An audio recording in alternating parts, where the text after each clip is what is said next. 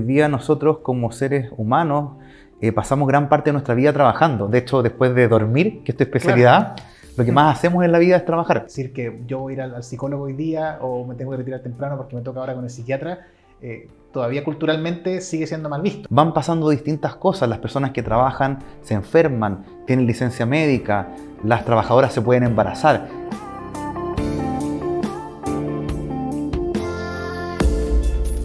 Hola, ¿cómo están? Soy el doctor Eduardo Vázquez Saldía, médico neurólogo y especialista en medicina del sueño. Los invito a ver este nuevo episodio de Sueño Conciencia, donde a través de información basada en evidencia científica y experiencias personales buscamos unir caminos para una mejor calidad de vida. Es importante para mí recalcar que este podcast es una actividad independiente de mi labor clínica y docente y es parte de mi esfuerzo personal por generar contenido de buena calidad sobre medicina del sueño y autocuidado. Así que los invito a ver este episodio. Hoy día vamos a hablar con José Ignacio Méndez, quien es especialista en medicina del trabajo y salud ocupacional, también es presidente de la Sociedad Chilena de Medicina del Trabajo y actualmente es gerente de salud y emergencias en la minera Anglo American. Hola Ignacio, ¿cómo estás? Bien, ¿y tú, Eduardo? Bien, súper. Muchas gracias por venir. Para mí he intentado hablar con distintas gentes de la medicina y me faltaba hablar con alguien que se dedicara a medicina del trabajo. Porque siento que una parte que siento que no nos enseñan mucho, por lo menos en el pregrado. ¿Cómo llegaste tú a esa área? Porque siempre pregunto lo mismo, porque, por ejemplo, medicina del deporte o del estilo de vida, ¿cómo avanzaste tú en tu carrera para llegar a medicina del trabajo específicamente? Como muchas cosas en la vida, Eduardo, fue, yo diría, una mezcla del destino con ciertas oportunidades que se me fueron dando en la vida. Yo desde la universidad, cuando estaba interno, trabajé en una mutualidad, en un hospital de una mutualidad, en la Asociación Chilena de Seguridad como interno, haciendo turnos, y ahí empecé a conocer un mundo que era la salud laboral, que probablemente ninguno de nosotros nos enseñaron en la universidad. Claro. Y me di cuenta que había una tremenda oportunidad porque hoy día nosotros como seres humanos pasamos gran parte de nuestra vida trabajando. De hecho, después de dormir, que es tu especialidad, claro, lo que más hacemos en la vida es trabajar. 15% de todo el tiempo de nuestra vida vamos a estar trabajando y eso hace que el entorno de trabajo, el lugar donde trabajamos, se convierta en un determinante fundamental de nuestra salud, independiente de lo que hagamos, dónde lo hagamos. Y empecé a explorar que era una especialidad que en Chile estaba muy poco desarrollada. De hecho, este año, 2024, se inició el primer programa de formación de especialistas médicos en medicina del trabajo y del ambiente, que partió en Valdivia ahora en octubre, un tremendo avance para nuestro país y para la gente que nos está mirando, que sepan que en el fondo hoy día en Chile vamos a contar con este tipo de especialistas.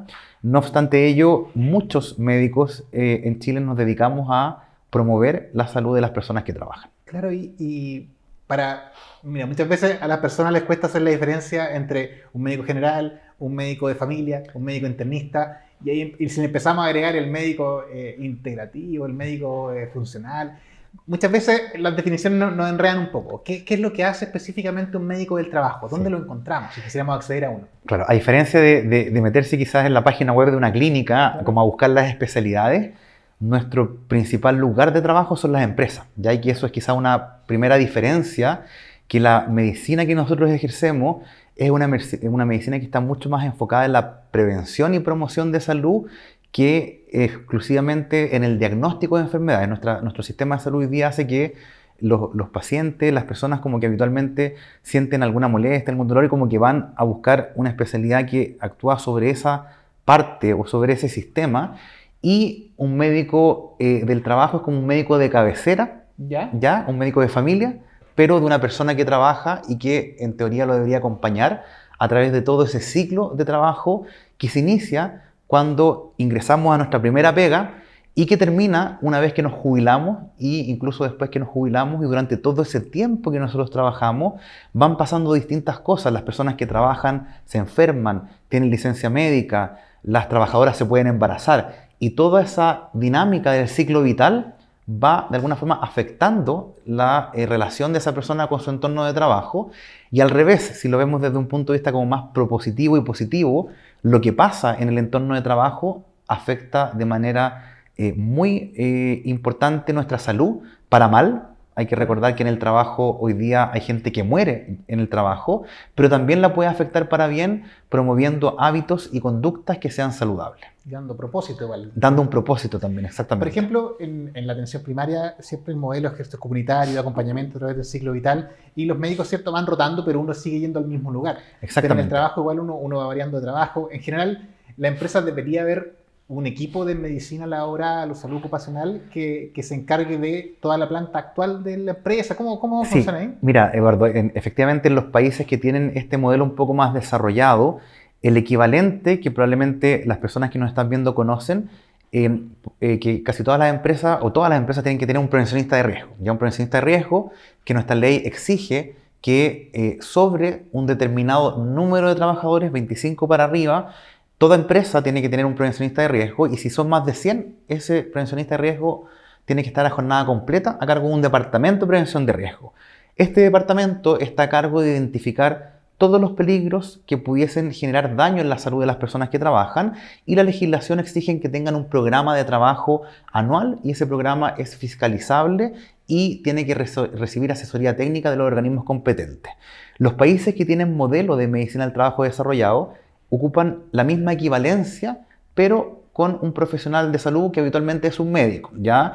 Y este médico tiene que tener una población laboral a cargo. Obviamente tú dices, chuta, si una empresa tiene 25 o 30 trabajadores, no me da ni se justifica tener un médico trabajando ahí. Entonces, habitualmente hay un equivalente por número de trabajadores, y en la mayoría de los países las empresas que tienen 1000 o más trabajadores tienen que tener un médico de planta a tiempo completo que se encarga, al igual que en el consultorio en atención primaria, de esa población laboral a cargo durante todo su ciclo laboral, que es como el ciclo de vida laboral, en todas las cosas que a esa persona le puede pasar, desde lo más básico, que es atender una emergencia, o sea, si te da un paro cardiorrespiratorio o te corta un dedo o te guinza el tobillo, pero también asegurando que esas personas asistan a sus controles médicos, que esas personas tengan evaluaciones de salud periódica, que esas personas ojalá, si fuman, dejen de fumar, etcétera, etcétera.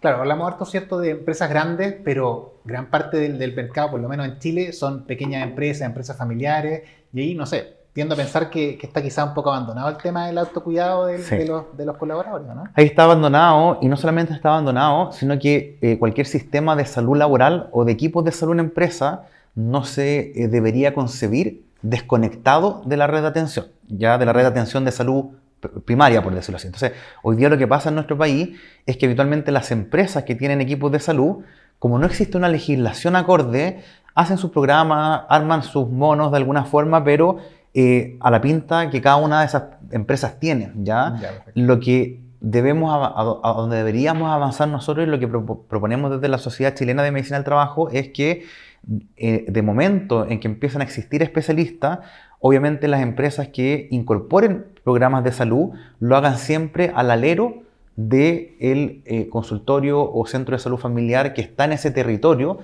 para que haya una sinergia en términos de prestaciones. Y fíjate que qué mejor idea sería que descomprimamos nuestro sector de salud, que hoy día vemos que hay largas listas de espera, personas que llevan mucho tiempo con atención, promoviendo precisamente que las personas en sus lugares de trabajo puedan, por ejemplo, vacunarse, hacerse control de presión arterial, cada cierto tiempo de glicemia, colesterol, etcétera, porque eso obviamente va a permitir que se generen diagnósticos más precoces. Un sesgo que tenemos desde el punto de vista de los trabajadores es que el trabajador sano, sobre todo varón, solamente va al médico cuando tiene alguna cosa aguda, y habitualmente va rápido cuando lo llevan, pero no tenemos la costumbre de tener un sistema de chequeo preventivo.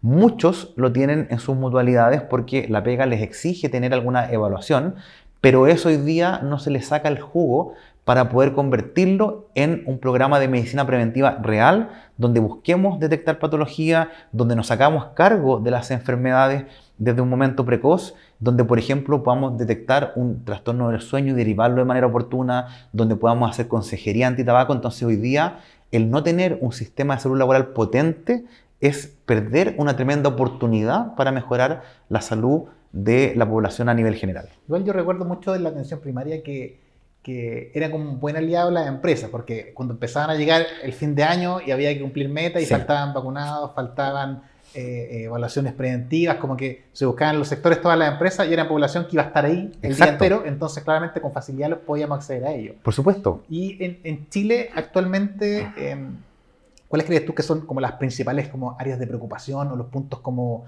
los nodos críticos en medicina del trabajo? ¿Qué es lo que está faltando para poder avanzar en ese lado? Yo creo que está faltando, hoy día existen personas muy competentes y capacitadas en medicina del trabajo. La mayoría de ellas trabajan en las mutualidades de empleadores. Las mutualidades, para quienes no saben, son quienes administran el seguro de accidentes del trabajo y enfermedades profesionales, que es la ley 16744. Y este seguro es muy bueno para los trabajadores que tienen acceso a él. Hay que recordar que en Chile tenemos todavía un 21% de trabajo informal. Eso quiere decir que son personas que trabajan sin un contrato de trabajo y sin emitir boletas de honorario. Ya 21%, principalmente mujeres, principalmente personas vulnerables. Esas personas hoy día, desde el punto de vista de la gestión de salud laboral, están fuera del alcance de este seguro, que es un seguro muy bueno por lo demás. Hoy día uno ve que cuando una persona se accidenta, tiene un politraumatismo, se electrocuta, chuta, lo mejor que le puede pasar es llegar a una mutualidad porque la atención va a ser muy buena. Sin embargo, en términos de gestión preventiva, esto quiere decir evitar que esa persona se accidente, evitar que esa persona se enferme, tenemos mucha pega por hacer hoy día. Y yo diría que fortalecer la salud laboral, no desde el punto de vista de la atención del accidente o de la enfermedad, sino que desde el punto de vista preventivo, es una deuda que nosotros tenemos y no tenemos una legislación que lo acompañe. Si tú hoy día haces un barrido de las empresas que están, por ejemplo, en este sector, y vas preguntando una a una, ¿usted tiene un médico acá o no? Las empresas medianas a grandes, muchos van a tener una enfermera, un médico, un paramédico que va a hacer algo. Claro. Sin embargo, ¿qué es lo que hace? ¿Con qué prioridad? ¿Con qué frecuencia? Es algo que queda a total libertad de la motivación o decisión de esa persona, ya, o de esa empresa. Y lo que necesitamos hoy día es básicamente generar cambios en nuestra legislación que den un marco legal para hacer salud en las empresas. Hay que recordar que cuando uno habla de salud y de enfermedad, mezclar eso con tu relación laboral con tu empleador es algo que es extremadamente delicado.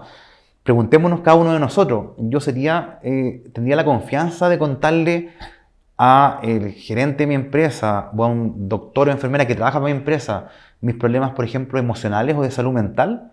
Probablemente no, salvo que haya un sistema que me asegure que la relación médico-paciente que va a ocurrir dentro de la empresa es igual de confidencial que la que va a ocurrir en un consultorio o en un centro de salud privado. Y eso en Chile hoy día no existe. Entonces la principal limitante, respondiendo a tu pregunta, es la falta de un esquema, una normativa que permita que podamos ir a nuestro médico del trabajo, nuestro médico de empresa con confianza. Y fíjate que hay países, por ejemplo, como Brasil, que cuando uno le encuesta a las personas como cuál es su especialista, el que tiene más confianza, el que lidera es el médico del trabajo, porque las personas lo sienten cercano, es tu médico de cabecera. Es como un colega que está ahí y que tú sabes que puedes ir, pero fíjate que allá, por ejemplo, el registro clínico que ellos tienen es un registro clínico que pertenece al Ministerio de Salud, ya no a la empresa. Entonces hay un marco legal, institucional, que permite ejercer acciones de salud con la confianza que todo paciente merece para poner o depositar su salud en las manos de un profesional que es además un colega de trabajo. Claro, a mí me pasa mucho que veo, bueno, uno siempre ve trabajadores de todas las áreas, pero a mí específicamente me toca trabajar con minería, y en minería se genera mucho ese miedo a que me diagnostiquen algo, porque potencialmente me pueden cortar jornada, sacar del turno, no permitir trabajar o inclusive echarme. Entonces, cuando uno hace encuestas, preguntas de salud, casi todos tienden a bajar los síntomas que tienen. Por ejemplo, le preguntamos por somnolencia, todos dicen que no en ninguna razón y le pedimos un examen y están llenos de problemas respiratorios en la noche. Entonces vemos como que ese miedo a tener el estigma de que este es un paciente, ya no es un trabajador. Exacto. Y imagino con salud mental es mucho peor, o sea, el hecho de que, bueno, esto es un estigma que existe en todos lados, de decir que yo voy a ir al psicólogo hoy día o me tengo que retirar temprano porque me toca ahora con el psiquiatra, todavía culturalmente sigue siendo mal visto. Exacto.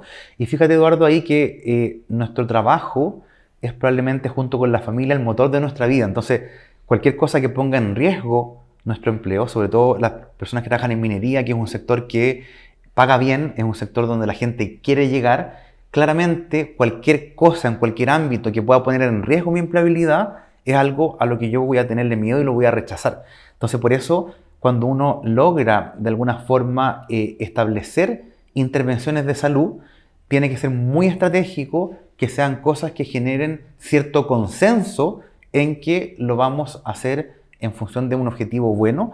Y, por ejemplo, específicamente lo que tiene que ver con trastornos del sueño, obviamente, si yo soy un operador de un camión de alto tonelaje, ya que es lo que en minería donde yo trabajo es nuestra como pesadilla, lo que no nos deja dormir, ya son camiones, trabajadores que pertenecen a la población general de Chile, eso quiere decir adultos, la mayoría obesos, muchos hipertensos, diabéticos, que trabajan en jornadas excepcionales, eso quiere decir 12 horas de día y de noche, en turnos largos de 7x7, 10x10, antes 14x14 y hasta 21x21, en gran altura geográfica, con menos oxígeno, con frío, con nieve y con viento y solos. La tormenta perfecta ahí es la tormenta perfecta. ¿Entiendes? Entonces, ahora, por el otro lado, las personas o los trabajadores van acumulando una experiencia y un sentido de responsabilidad tremendo, y desde el punto de vista de como empresa, el nivel de capacidad que tiene esa persona hoy día justifica que si esa persona hoy día tiene un problema, en la mayoría de las mineras, como un trastorno del sueño, lo que nosotros vamos a hacer no va a ser desvincularlo, va a ser detectarlo y apoyar su tratamiento. Claro. Porque desde el punto de vista, porque es lo éticamente correcto, pero además desde el punto de vista de productividad, ese trabajador o trabajadora hemos invertido mucho tiempo, mucha capacitación, como para sacarlo simplemente, claro, sobre todo cuando son patologías que en un 99 o 98% son cosas que son tratables, ¿ya? El tema es cómo uno busca el equilibrio entre tener la confianza para que ojalá esa persona levante la mano, no solamente cuando tiene un problema grave, sino que muchas veces pasa cosas más simples. O sea, llegué al turno y resulta que me estoy separando de mi pareja, o resulta que tengo a mi hijo o mi hija que está enferma y estuvo hospitalizado. El tener la capacidad de decir, mira, en este momento estoy poniendo en riesgo mi seguridad y la de mi entorno, es algo por lo que nosotros trabajamos día a día y donde también los médicos tenemos un rol muy importante, porque yo quiero que mis trabajadores tengan la confianza para decirme, doctor, yo necesito ayuda, tengo un problema y esto pone en riesgo mi seguridad. Y asimismo, claro, sabemos que eso en las empresas más grandes claramente hay una estructura que funciona un poco mejor que en las empresas más chicas, pero a nivel personal, por ejemplo, ¿qué pasos podría tomar un trabajador, un colaborador en su parte del autocuidado en el trabajo? Sí. Te lo pregunto de nuevo para que quede bien claro. Por ejemplo, yo como trabajador, ¿qué medidas podría tomar para protegerme en el trabajo, para evitar enfermedades crónicas relacionadas al trabajo? Perfecto. ¿Cómo parto? Mira, lo primero, hay un tema que es bien cultural y que tiene que ver con que nuestro país tiene una madurez intermedia en términos de cultura de seguridad. Ya si uno va, por ejemplo, a Alemania, probablemente nadie va a cruzar la calle con un semáforo en rojo, aun que no venga ningún auto. Y eso es un tema que se aprende desde el colegio. Si uno se va a otros países, quizás muchos de nuestros países vecinos, es el otro extremo. O sea, ahí el paso de cebra o el semáforo no cumplen ningún rol porque nadie lo respeta. Chile está en una etapa intermedia donde nuestro basal es que sí tenemos cierta noción de seguridad, y en ese sentido lo más importante es que la persona que trabaja sea consciente y conozca en detalle los riesgos a los que está expuesto, ¿ya? Hay legislación que obliga a las empresas a informar y documentar que la persona lo sabe, pero nosotros tenemos que estar constantemente evaluando que la persona está consciente de esos riesgos, ¿ya? Y yo diría que en términos de mensajes clave, o lo que nosotros llamamos en mi empresa las reglas de oro, hay ciertas reglas que son como los mandamientos que uno jamás debe cruzar. Ya uno tiene que tratar de no ser muy complejo y meter muchas cosas enredadas, sino que básicamente que la única persona que sabe a ciencia cierta si yo estoy en condiciones de ejecutar una tarea, de hacer un trabajo, de partir un turno, soy yo. Entonces, lo primero recomendación es siempre hacer una evaluación de mi estado de salud y si yo estoy en condiciones de poder cumplir la tarea.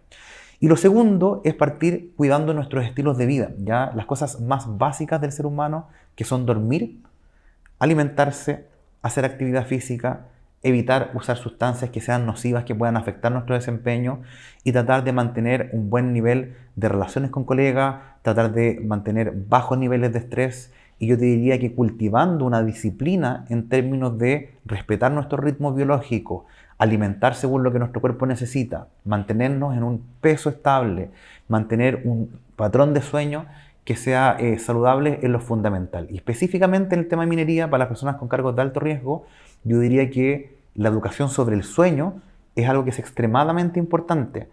Entender que el sueño es un regalo y una medicina para nuestro cerebro y para nuestro cuerpo es algo que es un factor común en todas las personas que tienen buen desempeño y que pueden operar ese camión por 40 años sin ningún tipo de incidente. Claro, y yo el año pasado, bueno, estos últimos años me he dedicado a intentar hacer educación, a intentar sensibilizar sobre el tema. Igual choqué un poco contra una pared porque mandé hartos correos a gerentes de empresas, de todo tipo de empresas. Yo creo que habría mandado, no sé, 2000 correos el año pasado y una empresa me respondió que una encuesta que le mandé sobre preocupación sobre sueño en sus colaboradores. Sí. Entonces, como que todavía hay una barrera de sensibilización sobre el tema. Sí. Cuando uno ve la literatura, ve que en promedio 1 de cada 3 trabajadores duerme menos de 6 horas, sí. 3 de cada 4 dicen que están cansados, somnolientos en el trabajo, y eso se traduce en menor rendimiento mental, más accidentes, más errores, más ausentismo, mayor gasto en salud por ese trabajador en particular. Así que yo creo que lejos es un punto que todavía nos falta trabajar, porque al final tenemos lo mismo que he hablado con otro invitado, y es como que es cierto que la evidencia la tenemos. No sé si faltará investigar más detalles sobre las cosas generales que tenemos para el autocuidado, pero todavía tenemos esa barrera de cómo seguir avanzando. Claro, y fíjate, Eduardo, que, mira, hagamos la analogía en minería, pero también en nuestro sector, que es el sector de salud. El día tiene 24 horas, los turnos tienen 12. A veces, que entramos antes, salimos después 16. Si nosotros contamos y sumamos a nuestra jornada laboral el traslado, y tú te das cuenta que lo que te queda para hacer todo el resto que no es trabajar y moverte a la pega son 8 o 7 horas, es cosa de hacer una regla de 3 de matemática simple y saber que dormir 7 horas es algo que no se va a cumplir. Claro. ¿Ya? Y esa es la base de la conversación difícil que tenemos que tener, porque cuando nosotros en empresas implementamos programas de fatiga y somnolencia, muchas veces tratamos como de engañarnos, de decir, mira, si hay que implementemos este dispositivo, esta cámara, esta alerta y todo. Yo digo, oye, pero ¿qué sacamos si los trabajadores tienen deuda de sueño? Sí. Entonces, la clave de un programa exitoso es que no haya deuda de sueño. Y eso a lo mejor se tiene que lograr incorporando siestas entre medio, si es que la jornada de descanso no te da para cumplir eso, pero hoy día la realidad es que nuestros trabajadores no están durmiendo las 7 horas que como especialistas ustedes recomiendan. Y si uno ve los números en Chile, en revisiones de los últimos 2-3 años, en general la población, 1 de cada 20 duerme lo recomendado 7 horas por lo menos. Sí. Entonces claramente toda la población está privada de sueño. ¿Incluyéndonos nosotros? Sí, y partiendo por eso. Partiendo por nosotros. Imagínate cuando uno llega a la urgencia, porque no sé, tiene una apendicitis. Sí. O sea, cruzar los dedos que el cirujano haya descansado lo suficiente, que ojalá lleve un par de horas recién en el turno y no lleve 20 horas de corrido despierto. Porque al final la cantidad de errores que se asocian a la privación de sueño, sobre todo en el tema quirúrgico. O sea, al final es inevitable, si son las 4 de la mañana, me acabo de despertar hace 20 minutos y tengo que ir a operar algo al que es de vida o muerte o tomar una decisión de vida o muerte, es inevitable que haya riesgo. Sí, y yo creo que desde el punto de vista también de la medicina laboral, proyectándonos a futuro, probablemente va a llegar un momento en que uno pueda exigir saber si tu cirujano durmió la cantidad de tiempo suficiente. Es como asegurar que no tenga alcohol en la sangre, ¿ya? O sea, obviamente el sistema permite que ciertos controles culturalmente no se implementen, pero si uno va estrictamente a un tema de gestión de riesgo, uno debería entender que nosotros como seres humanos tenemos posibilidades de fallo y que hay ciertos controles o barreras duras que deberíamos implementar, y el poder asegurar que una persona descansó lo suficiente antes de ejecutar cualquier tarea de riesgo debería ser un control exigible para cualquier tarea de alto riesgo, sobre todo aquellas que pongan en riesgo la vida de una persona, como un cirujano operando a un paciente o como un piloto de avión. Y si usted fija, la industria aeronáutica, la industria aeroespacial, son probablemente las que son más exigentes en este aspecto, y son industrias donde está completamente normalizado que todo el mundo tenga exámenes de alcohol y droga, que a las personas se les pueda exigir y hacer pruebas de alerta que aseguren que tienen una cantidad de sueño suficiente, porque la potencial consecuencia de un error es catastrófica. Ya. Una parte importante que yo creo que es parte de lo que hacemos, como modelar quizás ciertas conductas hacia el resto. Yo creo que igual es importante, porque muchas veces como médico uno tiende a dar la pauta, tiende a dar la recomendación, y a veces el paciente igual no responde, ya, pero doctor, ¿y usted qué hora se levanta? Y usted... ¿Y cuánto café toma? Y usted no bebe nada de alcohol. Y como que siempre salen esas preguntas como en forma así como pasivo-agresiva de repente, Sí. a veces agresiva inclusive. Sí, En tu caso, por ejemplo, hablemos un poco de rutinas de sueño, ya sí. que es la parte que me interesa harto a mí. ¿A qué hora te despiertas habitualmente en la mañana? Yo soy una persona alondra, se dice, ¿no? Soy Como muy madrugador. madrugador. Mi reloj está puesto a las 5:30 ¿Ya? y casi nunca lo escucho. O sea, me Ya. despierto siempre antes que eso. Pero es muy raro que me acueste más tarde que las 11 de la noche, ¿ya? Ya. Yo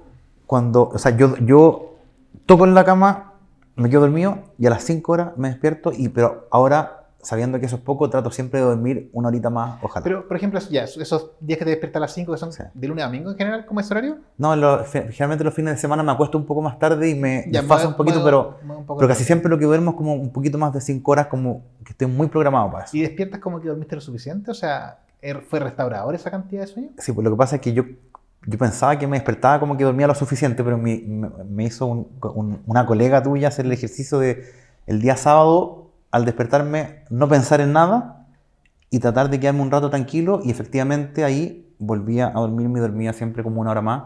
Entonces hoy día, como parte de mis rutinas de cuidado, estoy forzándome de alguna forma y acostumbrándome a dormir una horita más, por lo menos 6.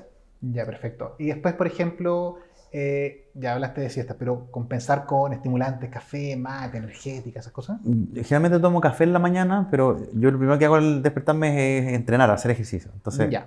mi rutina es despertarme, hacer ejercicio y después partir el día. ¿De general cuántas veces entrenas o haces ejercicio a la semana? Casi todos los días, sí, casi Ya. todos los días. Como para mí es mi autocuidado sagrado. ¿Y qué entrenas? ¿Fuerza, Entreno cardio? fuerza y cardio, sí, voy como alternando, sí. ¿Tienes como una persona que Sí. te planifica todo? Sí, tengo personal trainer, entreno siempre con personal trainer. Ya, sí, Sí. claramente esa es la forma. Si tuviéramos la posibilidad de elegir, claramente Sí. con alguien que te esté asistiendo es la manera. Por supuesto, o sea, Ya. que es lo ideal, pero ya después de un tiempo obviamente uno va aprendiendo, y yo creo que para todos los niveles de vida y para toda la etapa, el ejercicio y la actividad física es fundamental. O sea, yo pienso que soy un promotor de la actividad física como para todo, y yo creo que nos cuesta de repente hacernos el hábito, pero es cosa de costumbre. En el fondo, como... Sí, bueno, toda la queja que tenemos es más o menos la misma, Sí. que tiene que ver con lo mismo que nos pasa con el sueño, que Sí. no tenemos el tiempo. Y de verdad que sí, hay cosas que son a veces más apremiantes y hay periodos en el año en que uno de verdad no alcanza a dormir Sí. las 7 horas, de verdad no alcanza a hacer ejercicio y se entiende. Sí. Es muy... Ahora fíjate, Eduardo, que a mí, no voy a decir con mis pacientes porque yo no atiendo pacientes directamente, pero con mis colegas, trabajadores, habitualmente cuando hablamos de esto, cuando las personas piensan en hacer ejercicio, habitualmente automáticamente se trasladan como a un gimnasio transpirando todos los días, Claro. y hay una escalera en el fondo mucho más amplia que eso. O sea, yo diría que el primer paso es sentarse menos. Hoy día nosotros tenemos trabajos y actividades que son muy sedentarias, entonces yo siempre le digo a las personas, antes de pensar únicamente en meterte a un gimnasio, hacer cosas o salir a trotar, calcula cuánto tiempo de tu día pasas sentado, ¿ya? Y parte rompiendo el sedentarismo, que es una intervención de salud que es complementaria a ser físicamente activo. Ya yo, dentro de mi formación, una de las maravillas que descubrí en el último tiempo fue la medicina de estilo de vida, en la cual me formé, terminé un diplomado, soy miembro de la sociedad, y creo que como médicos también muchas veces subvaloramos el poder que tiene los estilos de vida en nuestra salud, ya la capacidad de nuestro propio cuerpo de sanarse, recuperarse y no enfermarse, promoviendo las cosas más básicas como son una buena alimentación, un adecuado sueño y el movimiento. Y en cuanto a la comida, ¿sigue alguna dieta en particular? ¿Algún horario rígido? ¿Cómo eres en eso? No, yo en cuanto a la alimentación, como prácticamente de todo. No soy muy bueno para comer carnes en general. Hubo un tiempo largo que fui vegetariano y las carnes rojas específicamente, algo que trato de evitar. Trato de comer hartas frutas, verduras, como muchos granos, en el fondo cereales.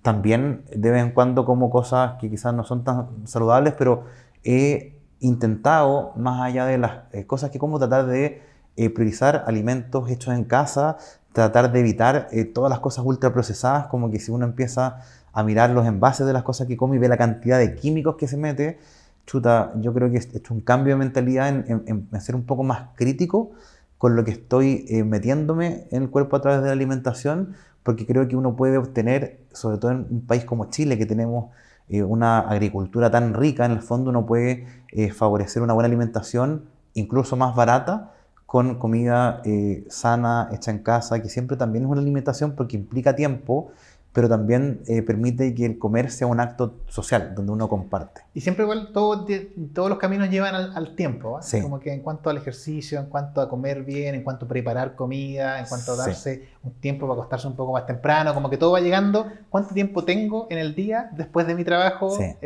para poder preocuparme de mí de esa manera? Sí, yo creo que eso, en ese sentido, yo me siento bien favorecido, privilegiado, porque trabajo cerca de donde vivo. En el fondo no tengo que ocupar gran parte de mi tiempo desplazándome.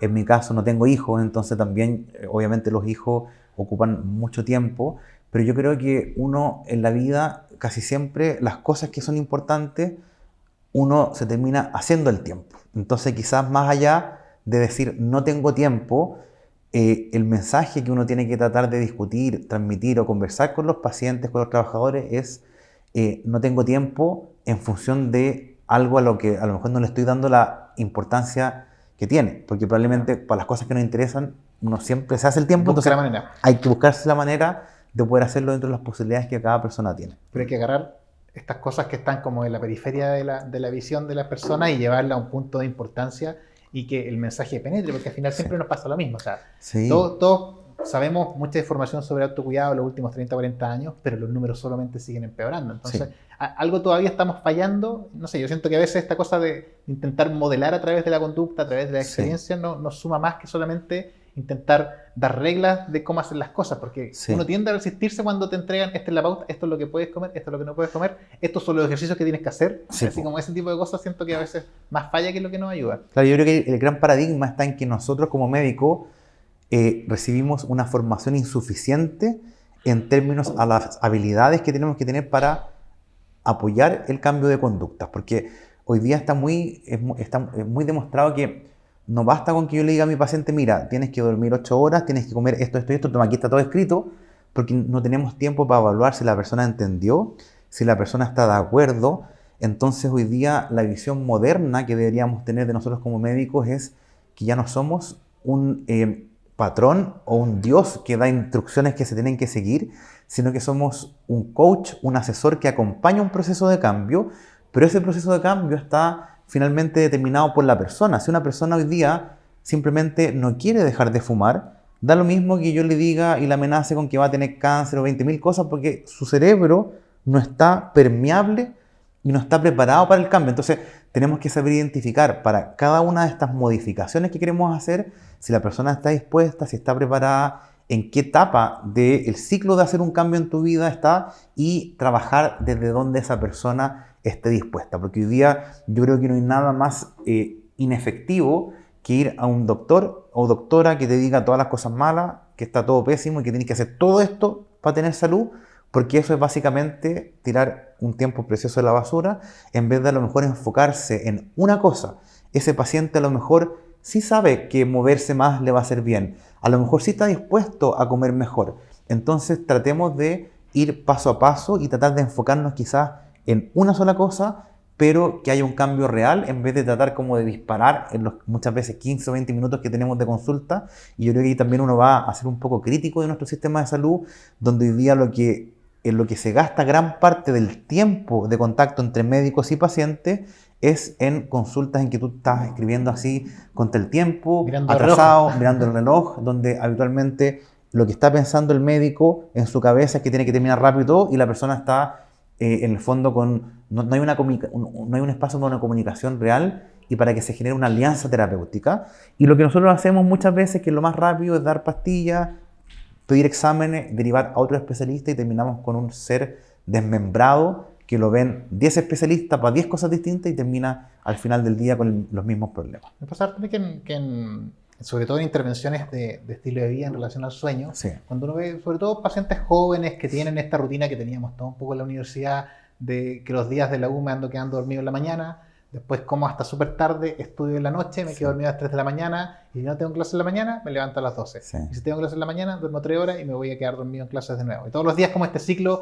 de enero a diciembre, y en enero a febrero muchísimo peor, me acuesto a las 4 o 5 de la mañana, Sí. me levanto a las 2 de la tarde. Sí. Entonces, ahí empezar a decir, bueno, pero ¿este horario te sirve? Sí. Empecemos como de lo mínimo, Mm. porque muchas veces llegan pacientes jóvenes que llegan con los papás. Mm. Ya pueden tener 25 o 30 años, pero aún así llegan con los papás porque encuentran que este ritmo de vida es incompatible Sí. con la realidad. Sí. Y normalmente el primer paso es, bueno, este horario de sueño, ¿te sirve? ¿Despiertas bien con esta cantidad de horas que estás durmiendo o no? Y algunas veces la respuesta es sí, me sirve. Sí. ¿Te sirve llegar a despertar, por ejemplo, a las 11 de la mañana? Sí. Sí. ¿Y te sirve para ir a clase? Sí. ¿Puedes hacer tu actividad? Sí. Entonces ya, ¿qué tenemos que cambiar entonces? Sí. Si de momento está funcionando la cosa. Sí. ¿Ya? Ahora, si claramente me dicen, mira, en realidad los días que tengo clase en la mañana duermo 4 horas o paso de largo para poder ir, y entonces claramente estamos con un problema. Sí. Entonces, partamos de a poquitito. ¿Qué es lo primero, lo más importante? ¿Cuál es el horario en el que deberías estar despierto? Sí. Ya, o sea, a las 8. Intentemos de a poquitito ir organizando para que te puedas despertar a las 8. Partamos con despertarte a la misma hora, ojalá la semana completa. Sí. Y ese es nuestro primer cambio. Démonos 2-3 meses Y y agreguemos a ver si podemos terminar de comer unas 3 horas antes de meterte a la cama. Y Sí. paso así, baby steps, así Sí. como partir de a poquito, porque de verdad, si yo le digo conviértete en otra persona, obviamente vamos a fallar y vamos a tener más Exacto. resistencia y nos van a volver a venir. Y Sí. después van a estar los familiares que van a venir a reclamar porque no te hace caso, Sí. porque se convierte en una cuestión como un drama familiar cuando en estos pacientes como jóvenes Sí, po. universitarios. Po. Yo me imagino que ahí también quizás una estrategia es que finalmente, porque me imagino que ya muy preocupados por su rendimiento académico, finalmente hacerles ver que esos patrones obviamente afectan su rendimiento académico. Para tener un mejor rendimiento, obvio que tener un buen patrón de sueño va a permitir que el cerebro esté más activo y rinda mejor. Yo siempre doy un ejemplo que es un estudio bien terrible que no me acuerdo de qué año fue, pero que mostraba cómo es el proceso de consolidación de memoria y aprendizaje nuevo. Entonces, por ejemplo, uno estudiaba el día miércoles en la noche, dormía bien el miércoles en la noche, dormía bien el jueves en la noche, y como ciertas fases del sueño que tenían que ver con consolidación de memoria van aumentando en porcentaje. Es bien bonito cómo el cerebro va amoldando el conocimiento nuevo. Sí. Y lo que pasa es que, por ejemplo, si el día 2, el día 3 yo bebo alcohol, Sí. el bloqueo de esa misma fase del sueño. Entonces puedo haber estudiado perfecto el miércoles, Sí. dormí bien el miércoles, dormí bien el jueves, y el viernes carreteé, Sí. mi capacidad de poder recordar lo que estudié en la Baja. prueba de la siguiente semana disminuye incluso a la mitad en algunas personas. Sí. Y es como terrible, porque al final dices, pucha, si hice Todo lo todo que bien invertí. toda la semana, Sí. no sé, carreteé el viernes, carreteé el sábado, Sí. y con eso perdí la mitad de lo que había estudiado. Entonces, es como medio devastador realmente para los Sí. más jóvenes cuando uno les da ese tipo de información, porque todos piensan que ya el viernes, el sábado no tiene tanto impacto en lo que hago en la semana. Sí. Y fíjate que a veces pasa, o me toca a mí verlo también con trabajadores, me imagino que con estudiantes pasa un poco, que muchos médicos también quizás cometemos el error de empezar a tratar de corregir eso con fármacos, en el fondo, como, y tú ves de repente personas que están tomando una pastilla para quedarse dormida, después otra para estar más activo. ¿Cómo ves tú en el fondo eso del uso o abuso como de psicofármacos como para tratar de revertir o compensar estos patrones? Es frecuente que se abuse de los medicamentos. Yo siempre que veo a una persona que está ocupando un medicamento para dormir y un medicamento para despertar, mi frase es la misma de siempre. Sí. Digo, no me gusta que las personas tomen medicamentos para dormir y despertar, Sí. y cuando pasa esto, siento que o el médico se está equivocando o el paciente se está equivocando. Sí. Alguien está haciendo mal la pega, porque Sí. no debería estar pasando esto. Sí. A menos que tengamos alguna enfermedad rarísima que me genere estos síntomas mezclados. Que Sí. existen. Ya, por Sí. ejemplo, la narcolepsia puede generar síntomas de ese tipo en la noche y en el día. Claro. Pero la gran mayoría de las veces es solamente un problema del sueño, es solamente privación de sueño. De hecho, lejos lo más común es dormir poco. ¿Ya? Entonces, prefiero siempre decir, enfoquémonos en una cosa primero. Preocupémonos de dormir primero. Y después veamos qué pasa con si el ánimo está relativamente bien, no Claro. estamos claramente muy desregulados en lo anímico, ya. Partamos con intentar dormir mejor. Quizás por un tiempo hay que hacer psicoterapia con algunas cosas que tenemos que trabajar por la ansiedad por dormir, cómo manejar un poco la preocupación en la noche. Y después veamos si es necesario quizás un medicamento que nos ayude un poco al principio. Démonos un mes y veamos cómo evoluciona tu rendimiento en el día, cómo evoluciona tu regulación emocional durante el día. Sí. Si vemos que a pesar de que ya estás durmiendo mejor, sigues con problemas en el día, ahí quizás Ahí. pensemos en empezar a intervenir en el día. Igual Sí. veamos, obviamente, que no estés con algún problema médico Sí. activo en este momento, porque muchos le pregunto, ¿cuándo fue la última vez que te tomaste exámenes? Hace 3 años. Sí. Entonces ya, bueno, primero retrocedamos un poquito y veamos con quién estamos hablando, veamos cómo están tus exámenes, Sí. veamos cuáles son tus rutinas en el día a día, cómo son tus relaciones interpersonales, porque todas esas cosas van a afectar en tu rendimiento. ¿Sí? Exacto. Muchas veces la consulta clásica es por el déficit atencional Sí, y muchos de esos síntomas son los mismos que si yo estoy durmiendo menos de 6 horas. exacto. Son los mismos que si estoy con un trastorno del ánimo, un trastorno ansioso. Son los mismos si es que tuve un duelo en mi familia reciente. O sea, hay muchas cosas que generan los mismos síntomas que un déficit atencional, pero en vez de llegar y decir, bueno, este es el tratamiento, ocupa el estimulante, Sí. y parcharlo por un tiempo hasta que después el medicamento deje de funcionar, el paciente suba las dosis y entramos como en un ciclo de errores, es retroceder un poquito y decir, ya, preocupémonos de la persona primero, más que Sí. del síntoma único por el que viene. Sí. Oye, en tu experiencia, porque obviamente hay intervenciones que son fármacos, pero obviamente yo no soy, no manejo tanto como la parte más especialista, pero las personas con trastorno del sueño deberían también recibir apoyo psicológico de psicólogos que entiendo que se especializan en esto. Eso es algo que las personas tienen acceso porque muchas veces hay que como que reeducar todo el sueño. Depende. En general, sí, hay hartas enfermedades del sueño que requieren psicoterapia. Hay algunas psicoterapias específicas para algunos problemas. Ya, perfecto. Ya, el problema es que hay pocos psicólogos formados en esa área y tenemos como escasez de personas a quien derivarle a los pacientes. Exacto. Y los que tenemos, los tenemos sobrevendidos y Sí. trabajando de lunes a domingo. Y se van de vacaciones y todos los pacientes quedan abandonados. Entonces estamos en proceso de intentar formar más psicólogos, Sí. sobre todo en el lugar donde trabajo yo, para que tengamos más posibilidad de derivación. Exacto. Pero en insomnio se requiere terapia que se llama cognitivo-conductual de insomnio, Sí. diseñada para eso. En las pacientes que tienen pesadillas recurrentes, igual existen algunas terapias psicológicas, ¿ya? Sobre todo una terapia que encuentro que es bien bonita que se llama terapia por ensayo de imágenes, en que, por ejemplo, si yo tengo una pesadilla que es recurrente, una cosa que se repite constantemente en la misma pesadilla, por ejemplo, fuego, ¿ya? Por decirte algo. Durante el día, con el paciente despierto, se ensaya la pesadilla. Entonces repasamos el guión de la pesadilla, si es necesario escribirlo y todo. La idea es darle un final distinto que genere una sensación física distinta. Entiendo. Entonces lo repetimos durante el día, cosa que cuando aparezca nuevamente este elemento durante la noche, se genera un estímulo cognitivo distinto y una emoción distinta. Perfecto. Una Y activación distinta. eso sucede dormido. Sí, pues. Uno le entrena despierto, ensaya Sí. la pesadilla con un final distinto para que cuando aparezca en el sueño el mismo elemento, la reacción sea distinta. Sí, qué Y hay entrete. hartas cosas súper bonitas de la psicología que podemos Sí. trabajar en sueño. Pero sí, tenemos poquísimos psicólogos que se dedican a esto. Es difícil encontrar ahora con los que tenemos, Sí. pero es un área central en el sueño. Y acercándonos a la noche en tu caso, Sí. antes de quedarte dormido, celular, películas, series, ¿cuál es tu rutina antes de Sí. acostarte? Bueno, yo no soy muy bueno para ver tele. Trabajo tanto tiempo con pantallas durante el día que no tengo tele en la pieza, la tengo fuera. Y lo que hago, yo tengo tengo 3 perritos, entonces lo que hago habitualmente es como acostarme con ellos, regalonarme con ellos y tratar de que ahí en ese momento un poco más de calma y regaloneo me dé sueño y ahí pasarme a la cama, dormir con todo cerrado, en el fondo como para mí importante oscuridad. Tengo tapones también, ya ¿Ya? que no siempre los uso, no siempre los necesito, pero a veces si sé que como que hay ruido, de repente, no sé, pues en el edificio hacen cosas que se escuchan, me lo pongo tapones y eventualmente si estoy en algún lugar que no pueda oscurecer completamente, uso un antifaz también para Ya. poder... trato de comer muy liviano en la noche, evitar obviamente consumir alcohol. En relación a los estimulantes, para mí tomar café en el momento que sea, eso es otra cosa que aprendí. Yo decía, pero tomo café en la noche, total, igual me quedo dormido.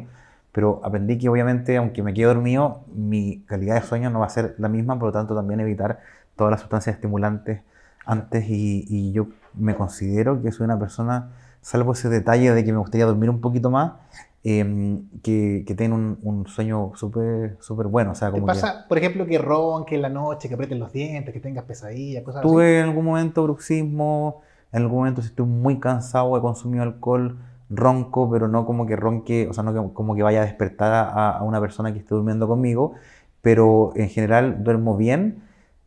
Cuando he tenido momentos de estrés o problemas emocionales, mi primera forma de darme cuenta es porque mi sueño se altera.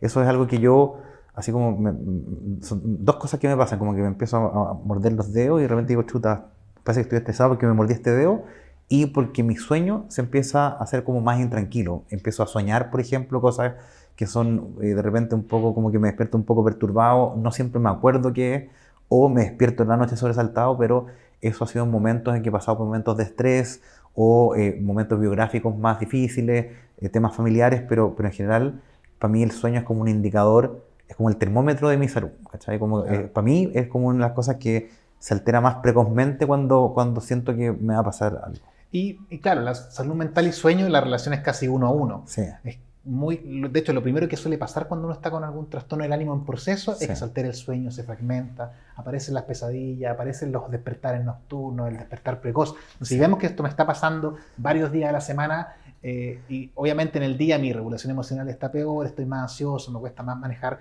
la carga habitual de estrés, estoy sí, con más impulsivo, obviamente retroceder y decir, ya, ¿qué está pasando? Y uno como el chequeo clásico, sí, me estoy moviendo lo suficiente, sí, estoy haciendo actividad física sí o no, estoy comiendo, cuánto estoy comiendo, qué cosas estoy sí. comiendo y cómo estoy durmiendo. Entonces, el Mm. chequeo de esos tres pilares como que siempre nos ayuda a tener una foto de cómo estoy a nivel de bienestar. Sí. Y hay una parte que yo siento que es importante, que le pregunto a todas las personas con las que converso acá en el podcast, que ya hablamos cierto de tu trabajo, ya hablamos un poco del sueño y de tu autocuidado, y me interesa hablar de la otra forma de ver el sueño, que es como tus proyecciones a futuro, tus planes, qué cosas, qué sueñas en lo laboral, en lo académico, en lo familiar. Sí. Y la pregunta para mí siempre es la misma, si lo proyectas de aquí a 10 años, Sí. ¿qué te gustaría que estuviera pasando a nivel personal, familiar? ¿Qué te gustaría que estuviera pasando en lo laboral? Sí. ¿Y qué te gustaría que estuviera pasando en tu país? Perfecto.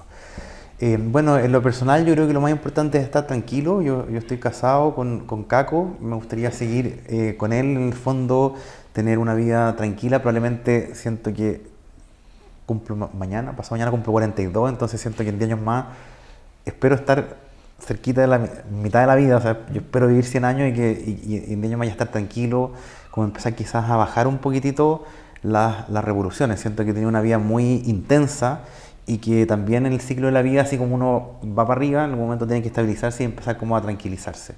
Eso desde el punto de vista personal, me gustaría ser una persona activa, me gustaría sentir siempre que estoy como en un buen momento en términos físicos, sentirme bien, ser autovalente, algo que quizás parece como muy obvio a los 40, pero que a los 50 uno ve mucha gente que ya va perdiendo la capacidad de hacer cosas. O sea, yo me imagino una vida plena y ojalá muy autovalente siempre. Desde el punto de vista profesional, yo te diría que hoy día ya estoy bien realizado y mi futuro profesional tiene que ver con ir promoviendo que esta especialidad que yo les contaba, a la que me dedico, se expanda, se desarrolle. La especialidad que nosotros estamos desarrollando no es solamente medicina del trabajo, sino que es medicina del trabajo y del ambiente. El entorno de trabajo, el lugar donde trabajamos es un ambiente, pero hay una visión un poco más amplia del ambiente que es, en el fondo, nuestro planeta. Ya yo diría que una de las cosas que a mí más me preocupa y por lo tanto quiero que sea lo que más me ocupe en mi futuro, tiene que ver con la emergencia climática, con lo que está pasando hoy día en nuestro país, y que fíjate que está muy relacionado con lo que estamos hablando de sueño. O sea, hoy día estamos durmiendo a 1.5 grados más alto en promedio que lo que dormían las personas hace 200 años. Yo creo que ese tema del calor, por ejemplo, como consecuencia directa o como síntoma directo del cambio climático, es algo que va a estar ocupando de manera transversal nuestra vida, nuestro trabajo, y yo te aseguro que tus pacientes, mis trabajadores, van a dormir cada vez peor por eso. O sea, hoy día nosotros estamos viendo que es un temazo en el verano, cómo nuestros trabajadores llegan más cansados porque no pueden descansar por el calor que hace, porque estamos hoy día llegando a niveles en el fondo de temperatura extremo, y creo que nosotros como médicos no tenemos la formación ni las herramientas necesarias para hacer frente a ese problema. Yo creo que el tema de la salud del planeta, de la salud del ambiente, es algo que todos como que sabemos que está pasando, pero no le estamos tomando el peso que realmente tiene. Y este año han pasado muchas cosas y se están rompiendo todos los días nuevos récords. O sea, cada año de aquí a los próximos 20 o 30 años va a ser el año más caliente, en el fondo, en la historia de la humanidad desde que lo medimos. Entonces, cuando yo me proyecto a 10 años más, creo que esa situación va a marcar todo lo que nosotros hacemos. Entonces, como anticipándonos y preparándonos hacia eso, en mi rol hoy día como profesional, creo que tenemos que tener una bandera de lucha común, todos los médicos, todos los profesionales de la salud, todas las personas, en convertirnos en líderes contra la acción climática, en líderes de acción climática, y yo creo que eso es algo que va a pasar de manera relativamente rápida. Si tú me preguntáis cómo yo me veo en 10 años más es precisamente dedicando mi profesión a eso, ¿ya? Porque la salud que se hace dentro de la empresa, que es como la pega habitual que nosotros hacemos, eso lo va a seguir haciendo siempre y algo que sé hacer bien y que es lo que me siento cómodo, pero cómo enfrentar los desafíos que la salud del planeta nos plantea, creo que requiere mucho trabajo, mucho estudio, muchas alianzas. Entonces yo me proyecto, Eduardo, trabajando mucho en pro de la salud del planeta y de las futuras generaciones. Hoy día todos tenemos hijos, sobrinos y estamos destruyendo nuestro planeta. O sea, es así de simple, la cantidad de plástico que hay, la cantidad de emisiones de combustible, nuestro nivel de consumo que no crece sin parar. Entonces yo me imagino en una etapa de mi vida, como te decía, de más calma, de más de reflexión, de achicarme, de aprender a que hoy día, no sé, ayer vi un documental que muestra que todos los días, o sea, que hay, no sé, muchos más teléfonos en el mundo que habitantes, o sea, claro, hay gente que hoy día tiene 3 autos, 3 teléfonos, no sé cuántas pantallas. Entonces, si como humanidad no somos capaces de entender que nuestro planeta tiene límites y que nuestra forma de vida determina nuestra salud, el planeta va a explotar. Es así de simple y puede sonar catastrófico, pero pienso que hoy tenemos que hacer los cambios para que en 100 años más aquí tengamos 2 colegas como nosotros conversando y conversando tranquilamente de que nuestra humanidad va a poder persistir en este planeta y que va a poder disfrutar de las cosas que tú y yo hemos disfrutado, que son aire relativamente limpio, naturaleza, biodiversidad, paisaje bonito, glaciares. Eso en 10 años más o 20 años más probablemente va a estar en desaparición si no hacemos cosas ahora. Hay un detalle importante porque al final la persona que va a estar haciendo la medicina laboral probablemente no va a ser tú, va a ser otro, y necesitamos, yo creo que el capital humano es lejos lo más importante cuando uno lo proyecta, o sea, las personas que tengan el liderazgo, que tengan las habilidades, que tengan la creatividad para poder buscar soluciones. Al final, ahí está, yo creo que más la respuesta, sí, más que intentar obligar a empresas de repente que hagan las cosas distintas, que a veces cuesta y ha costado muchísimo, sí, es encontrar las tecnologías, los talentos, sí, que nos permitan avanzar hacia solución, sí, de problemas. Y son soluciones de problemas complejos que requieren enfrentamientos metodológicos distintos.